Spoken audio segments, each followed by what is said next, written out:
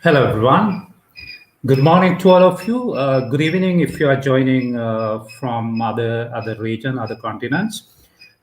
Today is going to be an exciting day where we are going to discuss something absolutely close to us, also something very critical for all of us as agilists and project management professionals. If you are not a project management professional, if you are not an agilist, still this is going to be really, really useful for all of you as we are going to discuss something that's absolutely critical in terms of your organizational transformation. Today's topic is nothing but embracing agility in your organization. Embracing agility is is kind of a very much trend as a buzz and a buzzword in every organization. But my observation says being agile, trying to transform into the agile mindset and agile ways of thinking and working is not the easiest. Therefore, what we realize around us in our organizations is that a lot of our organizations, a lot of teams are trying to adapt and embrace agility, but hugely there are failures. There are a lot of teams who are failing in their agile efforts. So what you're going to do today is to have a deep dive into the transformational perspective and discuss what exactly is happening in terms of agile adoption. Are there any lessons that we can learn? Are there any best practices that we can discuss and conclude? Are there any corrections that we have to do in terms of adapting as well as transforming into agile ways of thinking and working? So, in order to discuss this with me, I have invited one of the agile practitioners from Pakistan. This individual is very passionate about the topic. Also, someone who has been trying these agile concepts, agile transformations for some time, right? So let me introduce the guest for the day, where we are going to talk about mind blowing concepts and practices that we think will help all of us to adapt as well as transform into the agile ways of thinking and working. So please welcome my friend Mizan Abbas from Pakistan, who is going to join our stream talking about agility. In fact, embracing agility. Welcome to the show, Mizan. Welcome. It's an honor. Hi, everyone. Nero. Hi, everyone.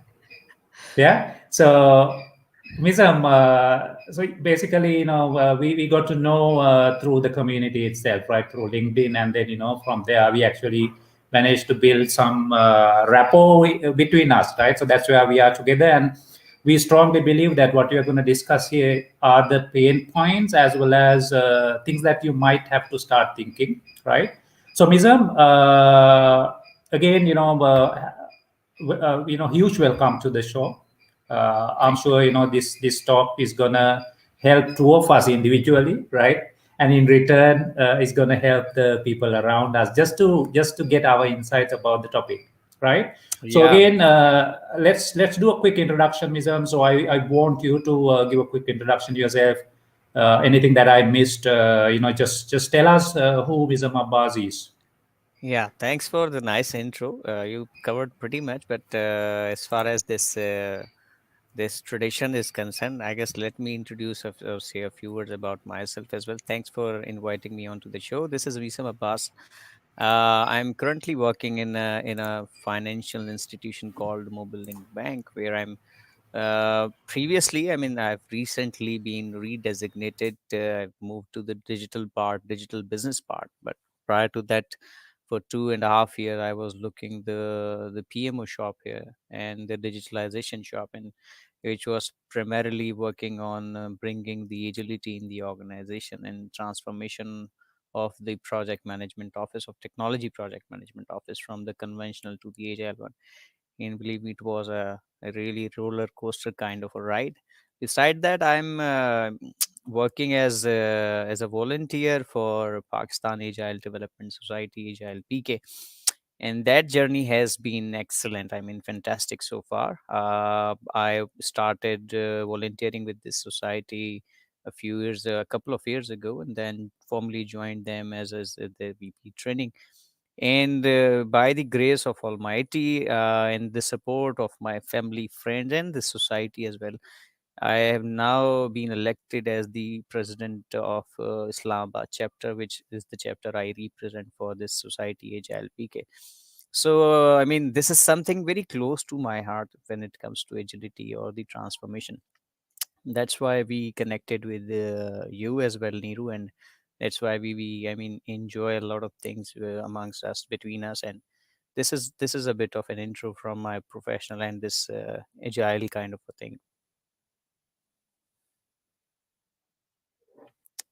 You're on the mute, Niru. Oh, my bad. Excellent, Mizam. Thanks a lot for the quick intro. Yeah, so let's head into the subject. In the meantime, we would like to invite those who are watching us through LinkedIn as well as through YouTube live feed. If you do have any questions that you want to discuss about agile transformation, we welcome all of you to comment, put your thoughts, put your insights into the comment segment, so that during the talk we will try our best to pick up them and also initiate the discussions around your insight as well as your questions. Particularly if you have any challenges, any uh, problem that you think you need to solve within your organization, within your team, please drop those things into the comment segment. We would love to take them, right? We may not have the perfect solutions, but we would like to have the discussions around it, because it's all about experimenting. It's all about just trying out the best ways possible in order to continuously improve, right? With that in mind, let's head into the discussion. Mizam, so let's start this way, right? The first question that I'm going to ask you is something that is that was very challenging for me at the initial phase of my agile journey. That is, around the challenges that I had to face as a change agent, right? I mean, this is particularly true if you are someone who is trying to transform your organization into the agile mindset, right? So the moment you try to implement, adopt agile mindset first place, right? Again, there's a huge difference between adopting and transforming, right? Adopting is just getting familiar with set of practices. So I would say that's not so tough, right? As long as you go through a curriculum like Scrum framework and then start adopting these practices, that's not going to be hugely challenged, right? But it's more challenging is transforming into the agile mindset and also adapting, living the agile values and principles while you are practicing agile ceremonies. So, Mizam, the first thing that I would like to discuss is, what are the challenges? I would ask you to pick the top two challenges that you have observed yourself in terms of agile transformation. What would be your Okay. top two picks? Yeah, I guess if I put it into a crux kind of a thing and pick two major aspects that I found during my this agile transformation career so far, I guess the biggest challenge I put into this with it only two. One is the planning, and the other is the communication part. People might Right, agree or disagree, but what right, I have experienced through my this agile transformation journey so far is people or most of the organization tend to jump very quickly into the things without realizing the fact whether they are good for them or not, or how they're gonna deal about it. I mean, there is a lack of planning. uh, there might be people saying that the vision needs to be set first, and whatever the reason, I find it very close to the lack of planning, and then trickle down effect. When you are not being able to plan it accordingly, you then tend to communicate things that are unclear to anyone or to everyone, and this creates a lot of chaos.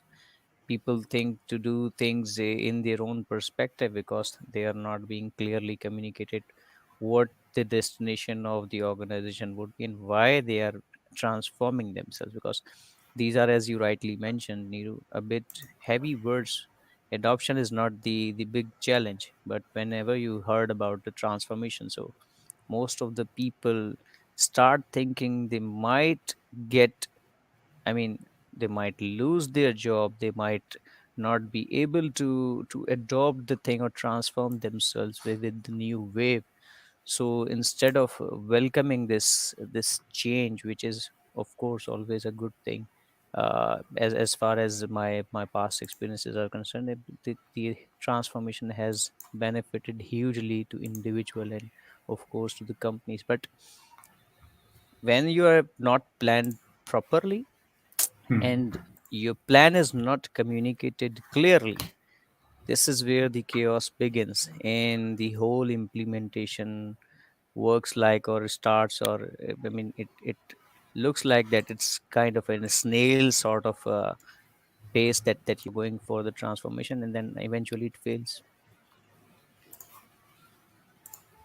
All right. Okay. Uh, yeah, interesting insights, Mizam. Right. So I think as I mentioned earlier, this was an area where I have done a lot of research. In fact, I'm in the process of authoring a book on organizational agility. So later I will bring up some insights from that. But overall, Mizam, I totally agree with your stance, right? Could you just, did you mention two of them, or was it just a lack of planning, Mizam? Communication and planning, I just mentioned two things, because The other one is a if communication. your plan is not clear, you are not clear within your plan, how you going to communicate? And if the, I guess, Hmm. world goes with the chaos, I mean the battles are fought just because of the lack of communication or the miscommunication. I mean, Yeah. the nations start fighting each other, they become dividend. So Hmm. is the case with the professional organization. So everybody has their stakes and everybody wants to protect themselves, and not only protect but to prosper in the organization in order to run their kitchen and earn bread and butter. So this is where it creates a lot of chaos. Absolutely. Yeah. So I love your insights, because if you go through the scaled agile framework from Scrum.org called Nexus, they also basically highlight the same two aspects, right? In terms of scaling up our agile adoption, so one major aspect is communication, because 99, almost 100% time is whenever I have a discussion with anyone from any level of organization, whether it's a startup, scale up, or a big corporate, they mention one thing as a pain point for them, that is transparency, right? Almost all the situations where I was brought in to any organization, this was highlighted as one of the key problems that they want to solve, right? This is on top of all the mechanics, all the frameworks, all the models that are being adapted by investing millions of money, right, in certain cases, but they lack the right level of transparency, right? For me, that's the same thing what you are saying, right? So the moment you lack in your communication, you lack in your organizational transparency, right? CEO doesn't know what's happening in the teams. Teams don't know what is happening with the CEO. So this is the primary problem, right? So also, Mizam, so I would seek your stance on a few things that I have figured as the top challenges. The other challenge, one of the other challenges that I have observed is that most of the organizations have anti-agile cultures, right? So our cultures are not agile supportive, Forget about agile, right? It's not collaborative cultures. Most of the case, we have bad politics. We have bad, the kind of the way we operate within the organization is not the idea. We see a lot of conflicts that are not resolved. We see a lot of mistrust, right? Now, these things are accumulated at the level of agile transformation. Now, in one instance, Mizam, right? I was talking to one big company in Sri Lanka a few years ago, right? In terms of taking up an agile enterprise agile coach opportunity, where the company did not know that such a role exists in the world, right? So first thing I did was, convince them that okay, this role has to be this. It was together with few of my colleagues actually. We convinced them, and then they agreed to go ahead with it. And then I had a deep analysis of the company culture. One thing I found is very interesting. What I found is that everyone, pretty much everyone I knew who worked there, did not recommend me to take up that role. Right. So it came now in one instance, it was another fellow lecturer who was a senior manager some time back and just told me, hey, buddy, you shouldn't be taking this up, right? Because my job was to change the culture. And what I was told is if you go there, you will not change the culture. Culture will change you, right? So this is what someone said, right? If you don't manage the culture, culture will manage you. So this is one of the big problems that I see in most of the companies. Now, no exaggeration, but after a lot of other companies, Mism, I joined to a startup called Vetstoria. Uh, so this is like hair raising, right? So I have been there for 10 months. I would say the best thing that I attract there is the culture. It's not about just how fancy the organization is, how fancy what they are doing. It's just that that's the right environment for anyone to try out what they want to try out. So I was brought in as an agile professional, and I'm given the opportunity to try out anything that works. So of course, I have to influence them before I try out something, right? That's how it works. So Of course. me being good at my influencing capabilities, my persuasion, I am given the opportunity to work at my best, right? So this is what every organization should be trying. They need to get rid of the bad politics. They need to establish a right culture. Absolutely. Yeah. Absolutely. Absolutely. And that's Okay. the most painful point as well, I guess, because in any organization where you would be doing this transformation kind of an exercise or activity, a new organization born within 5 to 6 years won't find it difficult to transform because they have usually the fresh blood within the company, the kind of people in the age bracket or bucket of 30 to 40. So the companies that are old enough, 50 years, 30 years, 20 years, because I have the experience of working with such organization who are very, very, old or matured enough in their processes. So this is where this challenge becomes huge. The Yeah. culture, the values of the company, of course it is driven by the people, and it is so deep that you can't even think of discussing it with a few people. Rightly you mentioned that people warn you, Don't go to this route, man, you won't be finding it easier, or this is a no-go kind of an area. So Yeah. this happens a lot, especially with this organization where people are sitting for 20 years or 2 decades, 3 decades, and they'll just look at you. You are here to teach us. Okay, you better know your stuff. Okay, try out then. Hmm. And the end Yes. result that Yes. you start you end up walk away from that organization. Thank you for acknowledging the same. Yeah, so it's definitely one thing, and the other thing, I'm reading some pro thoughts from Michael Sahota, right? You would have heard of him. Yeah. He's also a leadership trainer. So he says something very interesting about agile transformation. He emphasized the difference between agile adoption and agile transformation. So this is absolutely a great way to start approaching it. Because agile, as I mentioned earlier, agile adoption is easy, right? Agile adoption is just getting to know about certain practices and just adapting those practices. Most of the organizations, 90%, more than 90% of companies get there. They are good at their ceremonies, right? Whether it's Kanban, Scrum, or something else, they are good at their ceremonies. They have the people who will execute those ceremonies, but nothing beyond that. Yeah. Embracing agility cannot stop there, right? It's not going to do any value addition. It can, I mean, of course it will improve the way your teams work, but that's it, right? Because these practices are based on certain values and principles. Therefore, if you, without knowing the principles and values, without embracing the values and principles, if you adopt the practices as prescribed, you get some benefits but not the optimum benefits, right? So we need to acknowledge the difference between agile adoption and agile transformation. Transformation is about changing the culture, right? Yes. Implementing a culture that supports you to be a high performing organization. Forget about agility. Agility is all about doing the right thing as a business, as an enterprise, right?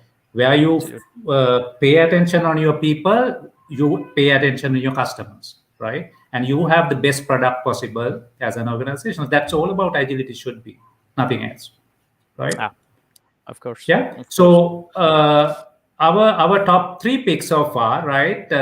Two from Mizam, communication and lack of planning. From my perspective, anti-agile cultures kill agility, right? So I would like to just mention one more thing, Mizam, just quickly, right? So I spoke to Karen Martin, who is a well-known lean consultant who wrote one of the very famous trending books on value stream mapping. I interviewed her 1 year ago, right? When I interviewed her, I specifically asked the same question from her. Karen, tell me top two challenges that you face in adapting change in any organization, right? Implementing change. She laughed at the Yeah. question. Only two, right? She asked, only two questions do you? I said, yes, pick the top two, right? So her top two picks were number one is the leadership misalignment, right? So this is very relevant. So most of the cases, leadership is not aligned to what we are trying to achieve through agility, implementing agile. So this is a big problem. So if you see your leadership is not aware what's going on, they really don't understand what we are trying to get done as a company, stop your transformation. It's going to cost a lot of money, nothing else, right? So you need to somehow strategize, plan getting them into your discussion, right? Make it one language across the organization, from Yeah. CEO to the production staff. So everyone should talk the same language, right? When we say, hey, let's do this, it should be aligned with what the company is trying to achieve at a high level, right? So in most of the cases, big bosses want us to come and coach them on agile transformation, but they don't have alignment in terms of what they're asking us to do, right? Then we end up just fighting back and then convincing them, then doing the transformation, to working towards the transformation. Most of the organizations just struggle at that point, right? All what they are trying to do, all what the agilists and people who are really keen in agile transformation are trying to do is to convince their management, right? Convince their leadership, nothing else. They don't have any time left for being agile, right? So, Yeah. I was correct, I was attending a session with I mean with my mentor, Mr. Nandalan Kalapalli from India, right, and we were discussing the same thing. Then probably it's we talk a lot about agile and the transformation, but probably this is the time where I guess the companies or these gurus should launch, if not a certification, then at least a specific course for the CEOs or the C level to let them understand what agile transformation is all about. I mean, yeah, we have at the middle layer, at probably the bottom layer as well, and everybody when they are certified or they passionate about it, they want to implement it in their companies, in their organization, or they want to help people on their transformation journeys. But again, if we discuss this, that why this agile transformation or maybe any kind of transformation fails. So the yeah, best or the worst thing is that, as you rightly mentioned, the lack of the commitment from the C level, be it CEOs or the next layer, CXOs, because they hear it as a buzzword. They, after hearing it, try to implement it in their company, regardless of doing any studies, any, I mean, the why factor, do they need it or not? I mean, any Mm, assessments, and they just start throwing it onto their team that every company, our competitors especially, are becoming agile, so we have to do this, and we have to be the, I mean, the early movers, or have to get that advantage. So this is where it also become quite frustrating, or it becomes an ingredient, a recipe of failure, that the C level, just after hearing the buzzwords, throwing it onto their next level, and they also throwing it onto their next level. So they do not assess their existing or the current situation, and just start throwing it. And then after a few while, when they just recall it, or joins the C clubs, where all the CEOs are playing golf, or maybe having a cup of tea with each other, and whenever they share the story, and then they come back to their company and start asking the next layer or tier, where are we on mm, the agility, how much transformation have been done, how much the cost has gone down,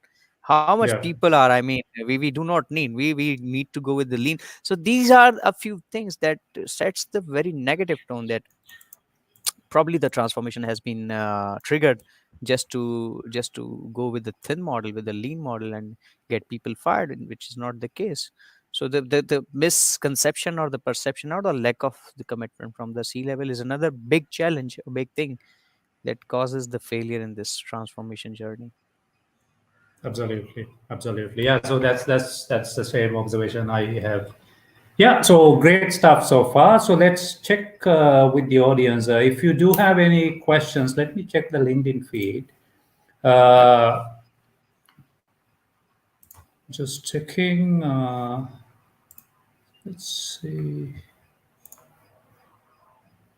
whether we have any questions around what we discussed. So if you do have any questions, please drop them in the comment segment. We are more than happy to pick them. Yeah, So it's we also probably have the colleagues weekend.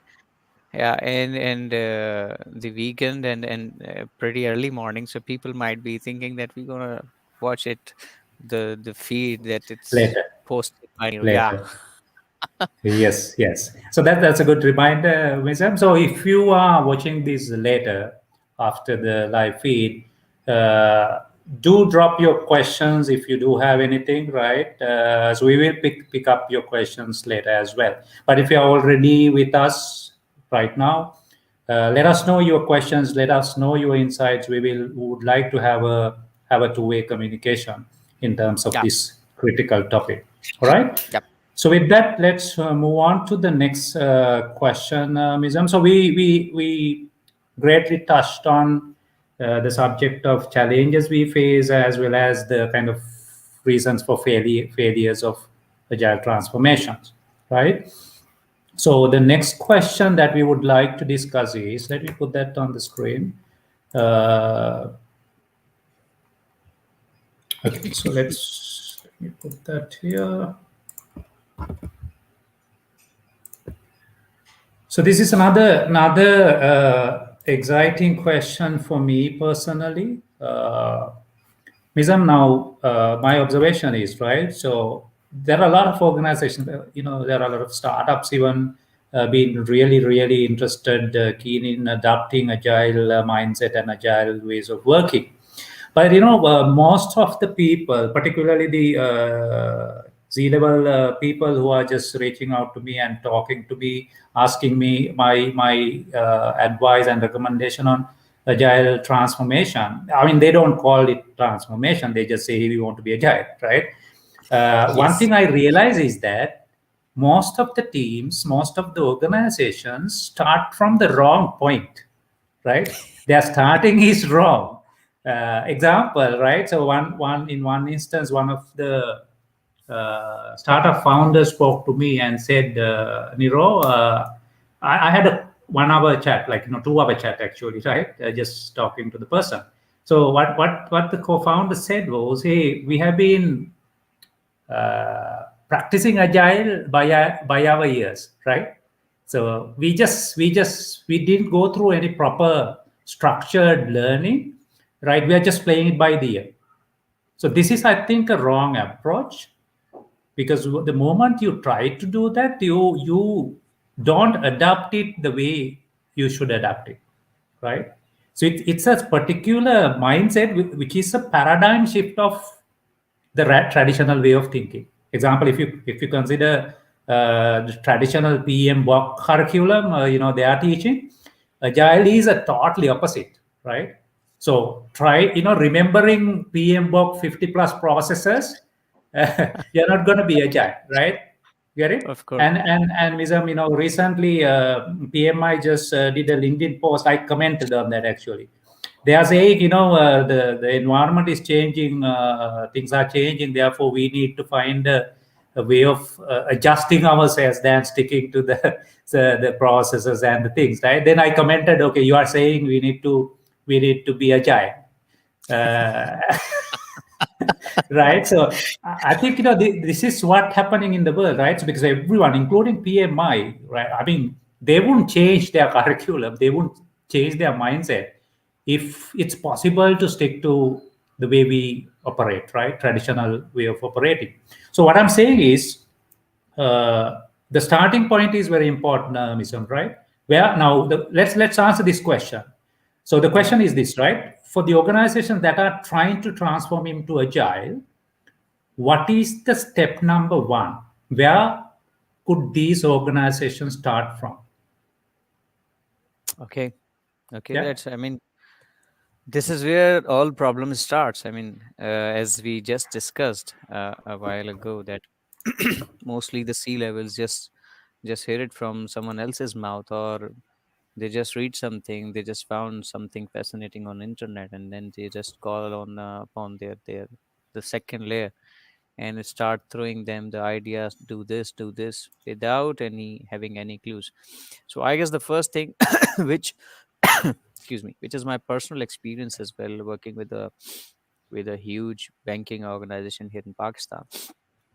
So the thing that they lacked was, do they really want to transform into agile practices? Probably they are still doing, they are not naming it agile practices, or they are not branding it like that. But do they really want to change or transform? The question of starting with why is the guy, I guess, the key factor, the best thing, or the first thing any organization should do. So it brings clarity, and then the rest of the course of actions, or rest of the plans helps them to identify where they want to go and how they want to execute things. If you are not starting with a solid why, Hmm. you might again end up losing the plot or losing the path in this agile transformation, because you would not have then the clarity once you answer the why. Because in this current wave, in this current era, I guess it is inevitable for any organization to become agile,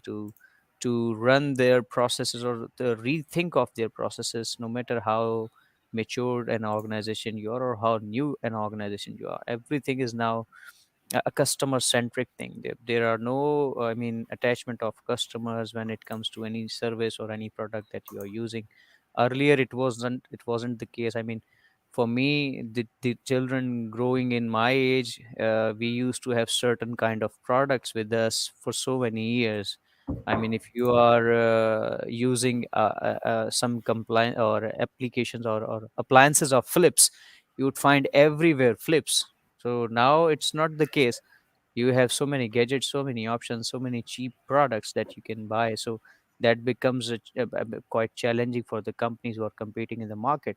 So they need to adopt to this wave where the customer becomes the center of gravity, and you need to do whatever the customer wants.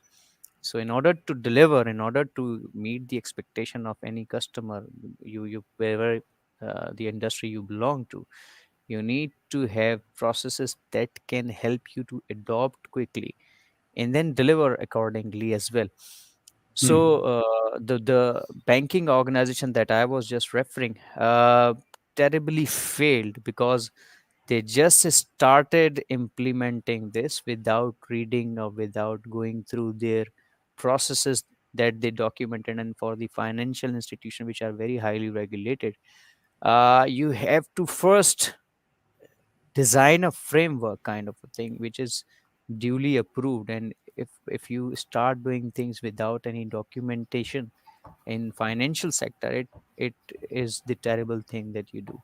So first you need to start why, and then start setting up some goals, or some paths, or some realistic key areas where you and how you want to measure it. So for me, if you ask me what should be the very first step for any organization, be it any industry, they should definitely start from why, so they have the clarity where they're gonna tap and which area they wanna choose. Or maybe whatever they are doing, if they are not branding it or they are not naming it as an agile, maybe you are already on the right path. You just need to align yourself.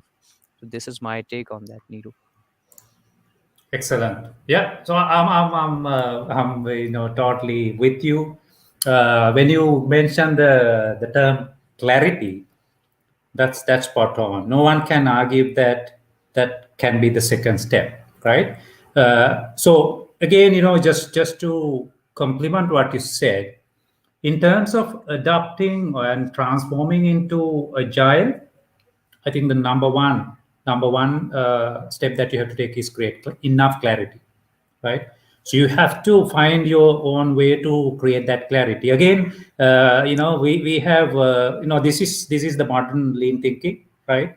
Yeah. Clarity first is the approach. Clarity first is one of the trending mindsets that we all have to get familiar with. Whether it's individual, your family or your organization, even the country, right? If you are not clear what your end goals are, what your end goal is, it's little you can achieve, because then you're gonna do a lot of things which are misaligned, right? uh, because you don't know what exactly you are going to get at, right? But if you say, hey, we let's stop trying everything, let's stop starting everything possible, but let's start few things that are really aligned with our end goal, set of end goals. That's where the success comes, right? So that's definitely something that I agree, Mizam. So from my perspective, right? So these are not just theoretical perspective that we are bringing, particularly in this particular topic. The one other thing that we need to establish in terms of creating clarity, Mizam, is adopting a critical thinking framework, right? Because we lack that. We lack that. Now, what meant by critical thinking framework is that, for example, if you are thinking of a particular goal, we have a lot of frameworks that are used, right? Example, the most famous one is smart goals, but sometimes that has certain loopholes, right? That's not just enough for you to know your smart goals, right? Now, I'll tell you the problem that I faced personally when I wanted to do a lot of things personally, right? I had goals. I had very specific, smart, timely, measurable goals. But what I was lacking is a set of key results, right? So what I'm going to propose is objectives and key results, right? So objectives got to be smart, right? So follow the smart framework for that. But at the same time, be clear what are you trying to achieve at the end of your transformation window. Whether it's 3 months, 6 months, 1 year, few years, you need to be clear your key results, right? Because it's more than KPI, right? It's something measurable, something tangible that you are gonna see. Oh, is it done or not, right? How much have we progressed? So this is something that I strongly recommend if you want to start transforming into the agile ways of thinking and working. Establish clear set of goals and then key results, right? So that will be a really good initial step for you to start working at. Yeah. Yeah, couldn't agree more on this, Neeru. Okay, perfect. So let's move on to the next topic. So, Mizam, we have a question from. Let's take that question. Actually, few comments, right? So thanks a lot for your comments, everyone. So we have a comment or question from Barkha Shukla, maybe someone you know, Mizam, or someone from your Yeah, country. yeah, Okay, so it's an interesting question. Barkha, thanks a lot for your question. The question is how to influence mindset change. I know it can be pretty wide aspect, but you can cover 3 points. Mr. You want to pick that? I also yeah. have some insights. Yeah. Go ahead, go ahead. I'll definitely answer that. But since you are, I mean, running the show, and I'm enjoying the talk as well, so please go ahead then. Okay. Okay. Yeah. So so basically, right? So Barka, this is let's use a metaphor, right? Let's say I'm talking about my daughter, right? Now, my daughter is 11 years, and I want her to do something that I believe she should be doing. This is what you want to do in your organizational context. As change agents, you may have your vision, you may have your belief system, you may have your conclusions about things that you think the organization should be doing. So this is where you are thinking of the mindset. Right now, you need to go and change the mindset of those people around you. That includes your leaders, that includes your subordinates, right? People working with you, uh, compete with you, anyone who is around you. Now, if I take that metaphor, right, convincing a kid to do something starts with the mindset, right? So I'm just gonna bring few tips that I personally have tried out and will work. Number one thing that you need to do is adopting the same mindset in you, right? So this is lacking, right? For example, as a parent, if I want to convince my daughter, the first thing that I have to do invest myself, right? Practice the same thing that I preach. Let my daughter see that I'm practicing what I'm going to preach. Correct. So why I tell this as the very first thing is this is missing, right? A lot of people, a lot of change agents just consult, they just preach. So if I'm not able to live the things that I preach about, my daughter is not going to trust what I say, right? She's going to counter question that, dad, she calls Tati, right, in Sinhalese. Let's say dad. She calls me dad, right? She never, right? She calls me Tati. But let's assume she calls me dad, right? Dad, you told me something, but you are doing something else. Yeah, number one. So if you want to change the mindset of people around you, do what you preach about, do what you are consulting, what you are advising yourself first. Number one. The second thing that I suggest is get them to understand the consequences not having that mindset.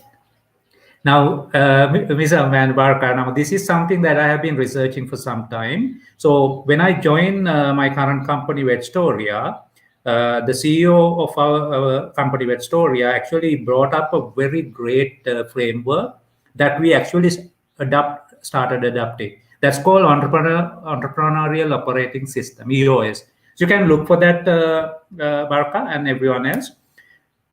That talked about one specific pillar element out of six other elements, right? That was traction. What it means is, right, if you want to get someone to believe something, the second thing that you have to do is get in the traction. Now, in this case, what does that mean to me and my daughter's engagement, right? I need to get her understand what I say, basically absorb my contents, absorb my logic and arguments. The moment she does not get enough traction on what I'm saying, she's not going to adopt anything that I talk about. So I need to ensure that I put it in the most interesting, exciting, and curious way so that I grab her attention first. That's the second step, right? Third is doing it for a longer period of time until you see that it's in the system, right? Psychology perspective, we call it a habit loop, right? Just because you talk about provoking thought, right? No one is going to believe you. No one is going to adopt that. Think about yourself, right? You would have heard a lot of mind blowing concepts, right? But you're not adapting most of them. Why? You heard them and forgot it, right? But the ones that you do, the things that are embraced into your life are the things that you did for a longer time, good enough time frame, so that this becomes inherent to your system, right? It's just inbuilt. It is just your habit, right? So changing the mindset involves that actually making those practices habits of your organization, right? Hopefully I tackled it, because this is what I would have these are the three steps that I personally would follow initially, right? There might be various other complementary steps and the things that I have to do, but primarily I know, because I coach people, like individuals also, right? When I coach them, one thing I say is you need to do something, right, that you agree that you should be doing enough time until it becomes a habit loop. Example, I'm coaching people to optimize a LinkedIn presence, right? But the problem that people have is they understand what I say, right? But they don't realize what I say.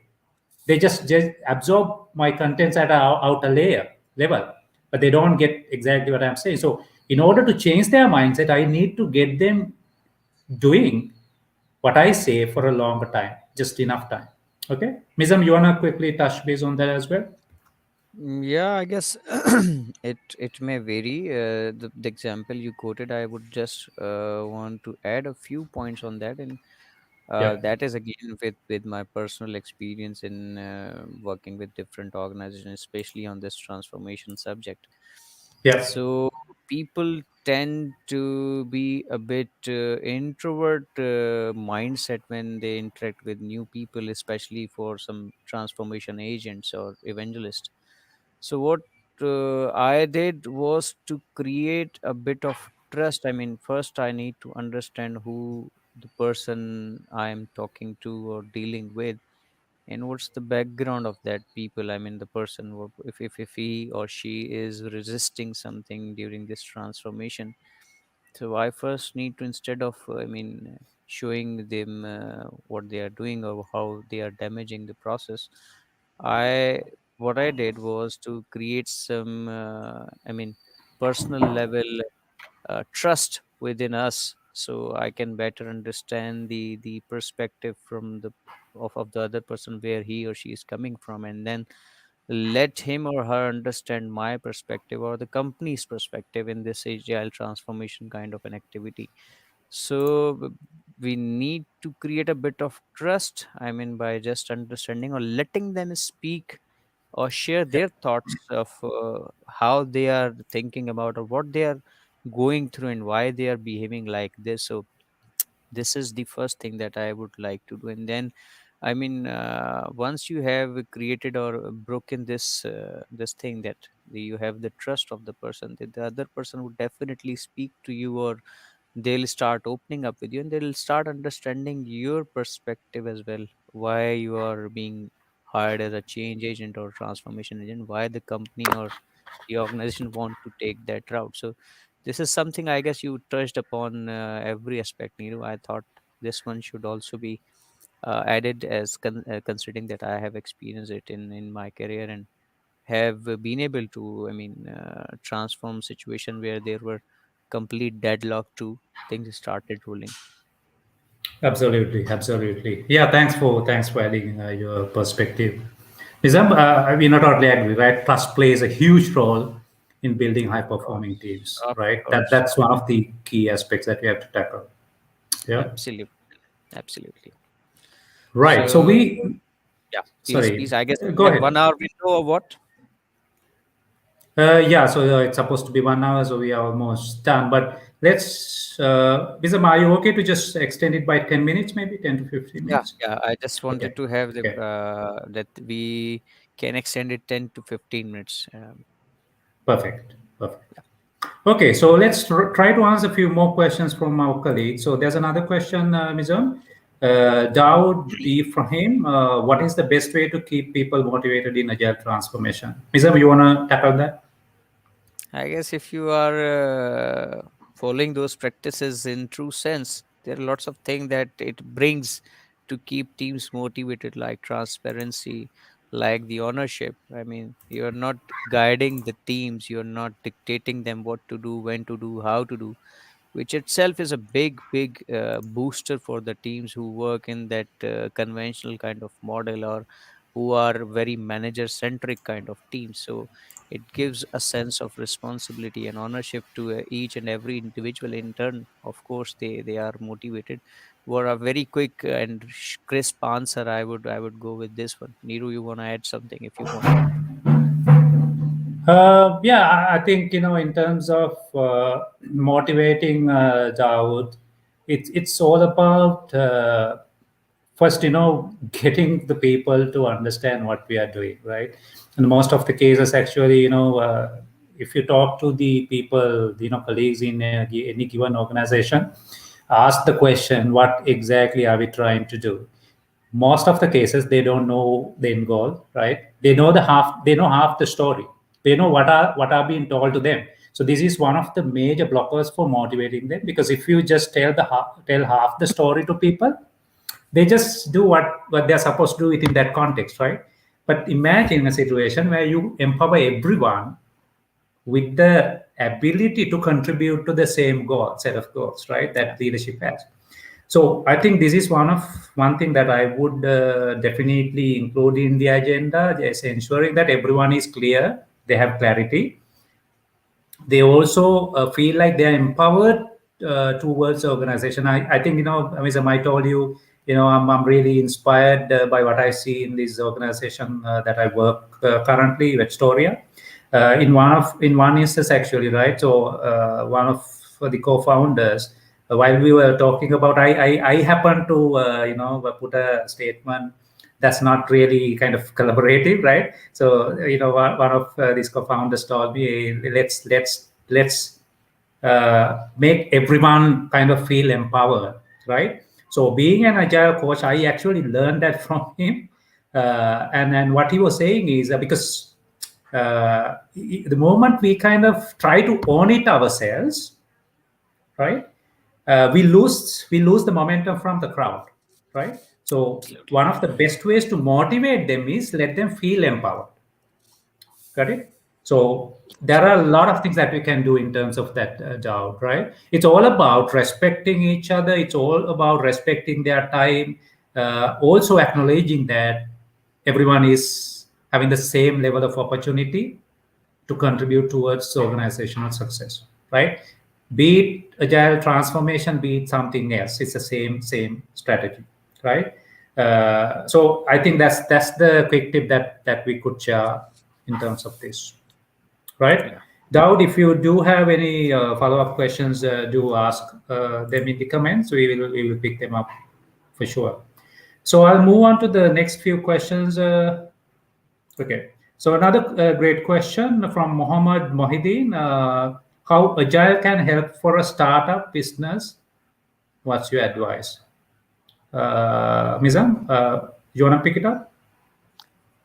Yeah, I guess working with a few startups, of course, agile is the way. I mean, if you start with the right approach, nothing better than this. I mean, it gives you the sense of ownership, brings the transparency, it brings the inspection and adoption kind of an approach. So, being in a startup, obviously, you will set some short, measurable goals, quick wins, and then you will definitely be seeing what the results or the outcomes of those goals or those targets, and as a result you would be adopting to them quickly. I mean, fail fast is the mantra for the startups, I guess, which helps them to adjust quickly to whatever they are planning to do. Of course, I mean, you will be starting with a very thin kind of a model where at every given point in time you might be wearing lots of caps. So you might be doing a sales job, you might be doing a product management kind of a job, or project or program development or management kind of a job. So You have to have this kind of mindset, especially that you need to adjust and adopt quickly, which is the preaching of agility or agile practices. So it definitely boosts you up. You cannot go with a huge number of resources or teams when it comes to running a startup or setting up a startup or a fintech kind of a model that we live in the world now. So I guess it is basically related to the mindset, which is very, I mean, efficiently answered by agile practices. That's my shortest thought or crisp thought on that. I mean, you may further add on that. Thank you, Mizam. Yeah, so I agree with you. So from my end, what I can tell you, Mohammed, is whether it's a startup or a mid-scale company or a big corporate, same principles apply when it comes to business, right? The only difference would be the complexity and the bigness of the organization.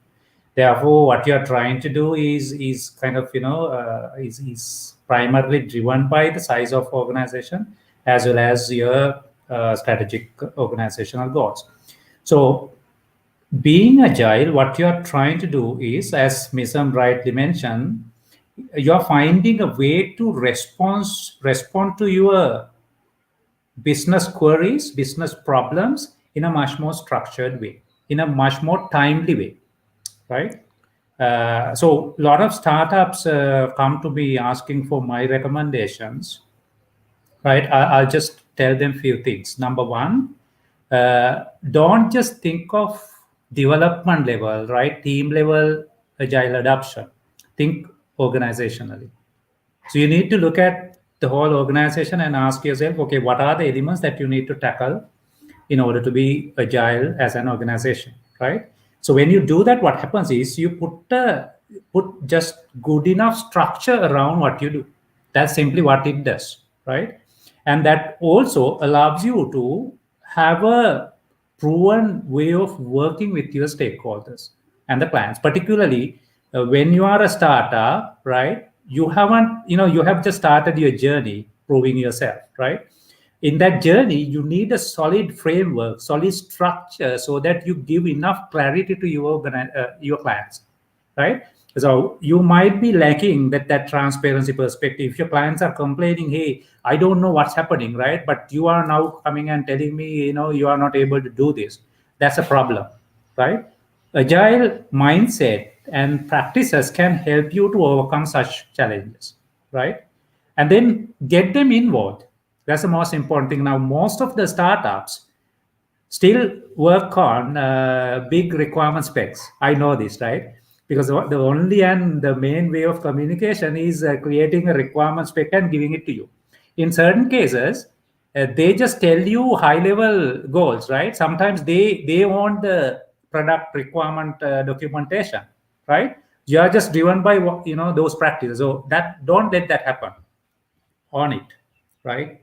On that process, on that, and ensure that you use that to create competitive advantage, right? Bringing the clarity that you need to create, bringing the efficiency in terms of the way you work.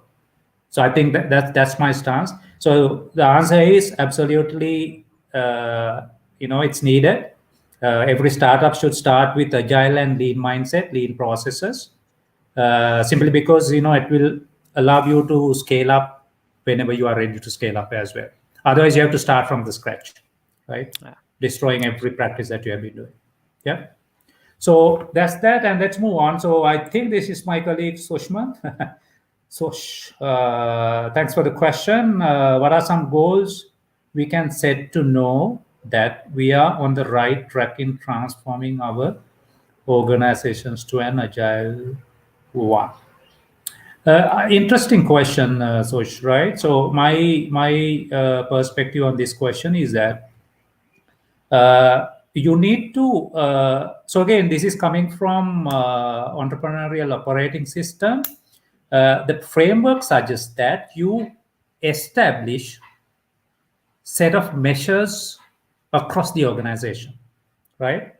These measures will not just talk about your practices, but they will talk about what you are trying to achieve as an organization. So then look into each and every department, give accountabilities to them, right? You make those people accountable, own those measures. Example from planning and delivery perspective. So I generally own things like the throughput, right? Am I working with the team to improve the throughput of the sprints and iteration that we run? That's a great way of saying, hey, we are improving, right? So whatever the practice you do, if you don't have a measurable way of going back to the stakeholders and telling them, hey, we have achieved these things, you are going to fail, because it's not tangible, right? Your achievements have to be somewhat quantitative, if not qualitative, right? You need to have qualitative as well as quantitative measures in place. So these things vary. We are not going to go through that at this point, but of course, that's a great question asking. What are how can you ensure that we are moving towards the right direction? Yeah. So the one of the other things that you can do is establish quarterly goals, then annual goals. Annual goals are useful, but break them down into the quarterly goals so that you have big enough room to try out something, short enough time to improve, right? It's something like a skirt, right? So I heard this joke, a skirt should be interesting enough to create curiosity, long enough to cover the, cover the essentials, right? Same way, what you need to think is your measures, your goals have to be short enough so that you are not spending too much time working towards it, right? Example, if it's 6 months, it's too long time for you to evaluate something, Sushma, Sush, right? uh, just try to agree on quarterly goals, 90-day goals, because psychology experts believe that human have a short memory span, right? Attention span. The moment you increase the attention time window, you're gonna you're gonna face challenges, right? So that's my stance. Mizam, you have anything to add from you?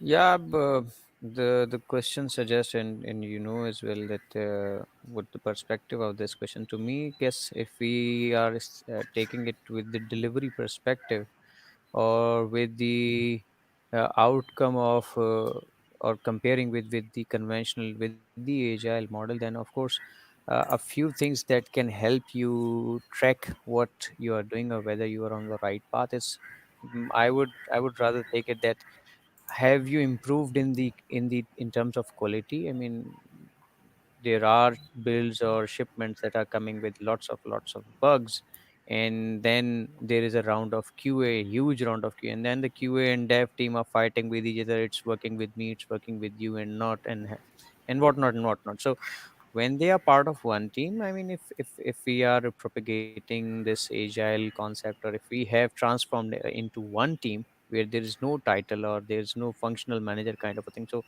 one thing I would look firmly at the quality that you are producing, and then reducing the time. I mean, going with the iteration, as Neeru also mentioned, probably breaking into the weeks if it is possible. I mean, setting some realistic pace as well, not bombarding the teams who usually work for a quarter or bi-annual kind of releases, and starting suddenly they are pushed to deliver on weekly basis, so that might not work. But setting some realistic pace and identifying how much time you have reduced or saved in terms of quality, in terms of running the iteration of fixation and producing the or shipping the product to the customer. I mean, these would be the things that I would see measuring. And then of course it would also you quite evident with the body language of the team, with the mindset or with the energy of the team, that whether you are going into the right direction, because it brings a lot of clarity, it brings a lot of transparency. The daily stand up, the daily scrum, each and every day you will have the feel of whether we are going into the right direction or not. So to me, if I look at this perspective, I mean, you would be getting the feel on daily basis if you are following those practices with this sense of the question with the delivery mindset. Absolutely. Yeah. Thanks for catching up on that, Vizam. I think you greatly covered the question as well. So generally, what we are saying is, make measurable goals that are particularly helping you to feel like you are moving and progressing, right? So those Yeah. goals have to be delivery specific. The moment you say, we don't have the releases, for many months, you are not agile, right? So the Of primary way course. of is often releases, so that you go to the market in a timely manner and say, hey, something is ready for your observation, right? Yeah. Maybe for the purpose of seeking the feedback only, right? It might not be a production ready version, but still you are going to the market and you are one step ahead. So the other thing is the process, right? The operational efficiency perspective. So your goals can be on all these aspects. So Yeah. yeah, hope that helps. So this is Naim. Thanks a lot for your comment. Appreciate and happy to see that you see uh, you enjoy the show. There's another comment I didn't read though. So there can be a situation that some parts of our requirement is solid and some may not. So how to tackle this in agile environment, or can it be a hybrid approach, predictive, adaptive? Would you like to know your thoughts process on this? Join to the session midway. Okay. This is a good question. This is more of requirement handling question, Udar. But quickly, if I just try to summarize the answer, right? Your concern is, let me read it again, right? There can be a situation that some parts of requirement is solid and some may not. Okay, so okay, I'll relate that to the agile transformation, agile way of working. So what you need to do is establish a proper requirement, uh, create requirement clarification process, right, across the organization, and mostly this is top at a team level. I tell you because majority of the teams that I start talking to have their backlog and that's it. Right? That's not going to work. I think that's where your question comes in, right? You just consider backlog is your one and only artifact for gathering the requirements. That's a way of failing. That's asking for failures. So what you have to do is you structure your requirement gathering process from the strategic level, right? So you look at the strategic level of product requirements. That's where we need to do product goals, right? First, start talking about the product vision, then break it down into set of product goals. Now, these goals will be timely, right? You're not going to talk about all the goals that are relevant for the next 10 years, but consider the 1 to 2 years. Understand what are your product goals. Then go down, define product capabilities that you want to implement. From product capabilities, then create the release level epics, right? From the epics, go to the backlog. So I think the solution to your answer, Udara, is structuring your requirement gathering process, creating distinction, clear differences between these levels of gathering, right? At the initiative level, you are just talking about the high level implementation, the benefits, the problem, etc. Right?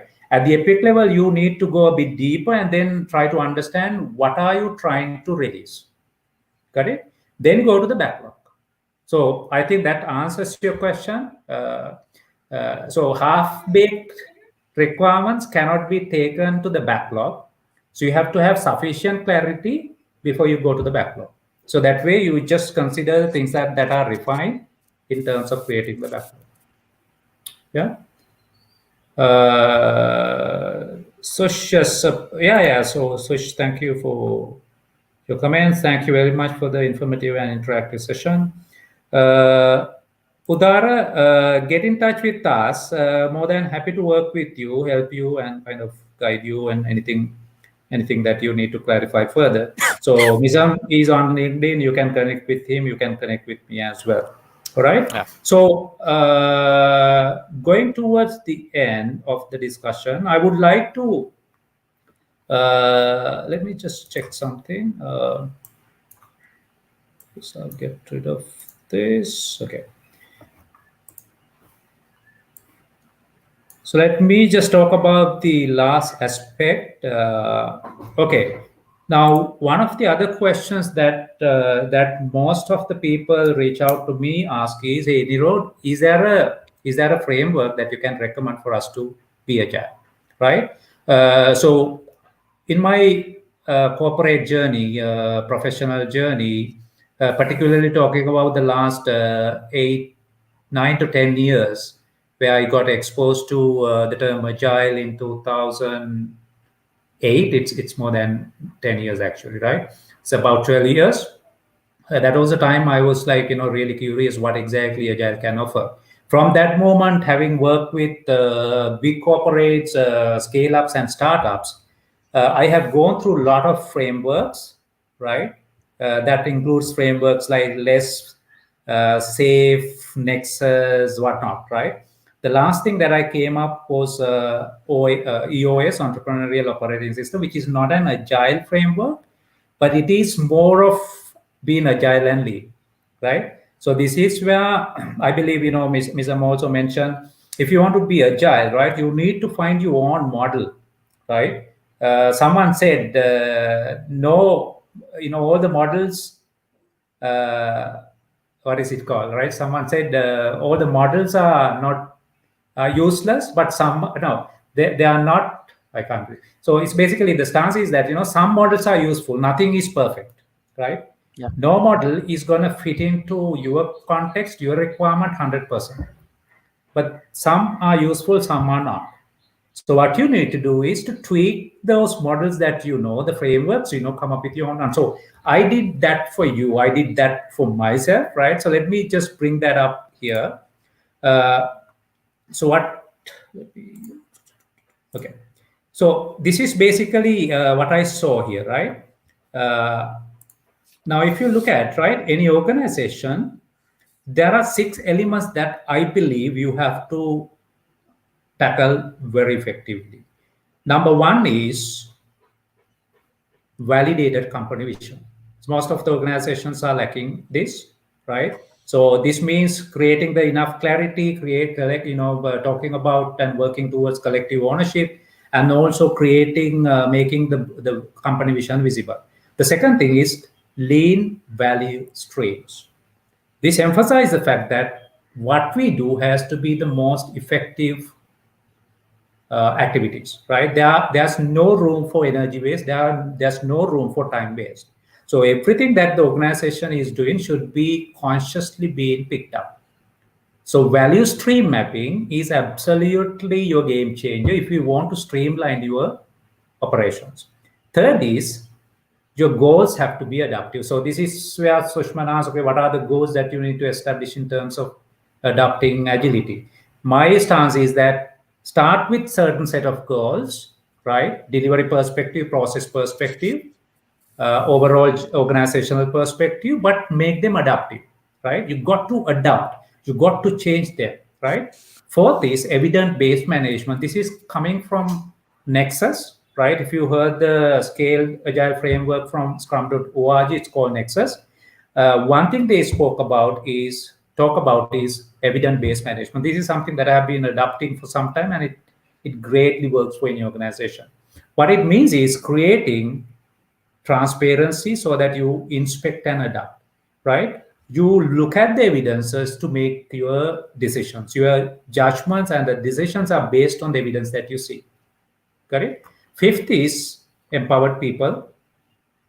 Sixth is effective execution. I think when we talk about organizational change, majority of the organizations are just focusing on the execution, nothing else, right? And look at this, right?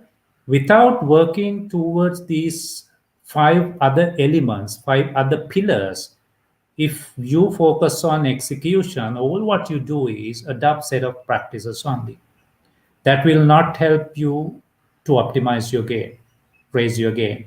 It can give you certain benefits, but these benefits are suboptimal, right? So to conclude the session, that's the last thing that I wanted to bring up. Uh, with that, Mizam, I would like to invite you to summarize your observations around this particular area, embracing agility or living agility in our organizations, and tell us how do you want to wrap up the session? What are your key messages for the audience?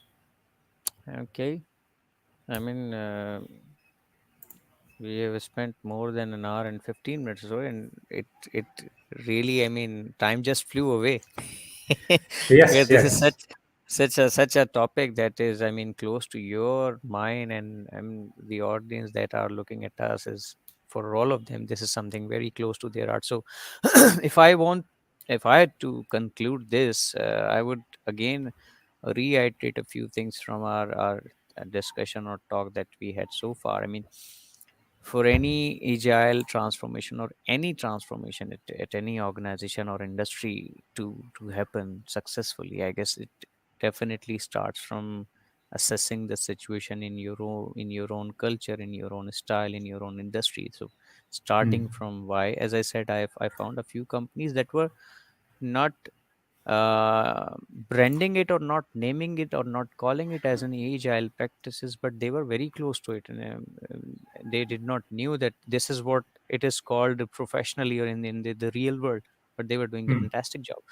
So, and a few companies were just I mean, what do you call it, an old wine in the new branding. They were following agile, they were following scrum, they were following sprints, and believe me, the delivery timelines for them was 6 months. So killing the scrum or agility, but just branding it for the sake of branding it, or standing in the in the industry as an agile leader organization, you would be faking it for yourself. I mean, you're fooling yourself. So it won't do anything good to you. So starting from the why, and don't hesitate to be, I mean, a failure in start. You will definitely fail in the beginning. Of course, in transformation, it never happens over the night. You would find it difficult, especially when it comes to the aspect Nero and I discussed, that the people part, where the Hmm. people start resisting. I mean, they will not welcome it at all. For the matured organization, it is the biggest challenge. And then the C levels commit. If the CEO is not committed, if he has not understood what agile transformation, what agility is, or he is just following the buzzword, then it will again, he'll not translate the same message to the CXOs, and it will have the trickle down effect. So it will create a chaos, because everybody has their own flavor of agile transformation, because the message is not clear, and they'll start following it religiously, that I'm doing the right thing. So 2 to 3 things would be very crisply. If I say why you are going for this transformation, you should have a clear vision. Then you should set some realistic pace and realistic goals, instead of transforming, or thinking that the fine morning, the whole organization would transform itself, their outlook would be changed, they would be agile. Never gonna happen. And then after having some realistic pace, I mean, the pace, of course, with some very crisp and short, quick wins kind of KPIs or OKR, maybe you may call it. OKR would be the rather better suited with this enterprise kind of a thing. So these are Hmm. 3 things. I mean, why you are doing things, setting some very clear goals, and then tracking them with a shorter cycle of goal setting, that you are able to, I mean, monthly basis, maybe meetups, bringing transparency, so many things. But the key 3 factors would be why, setting up some very measurable and realistic objectives, and then start measuring them. That's it from my side. Excellent. I think you summed up it in the best way possible. Yeah. So it's a journey, right? It's journey than a destination. My observation is that I mean, we seeking perfection.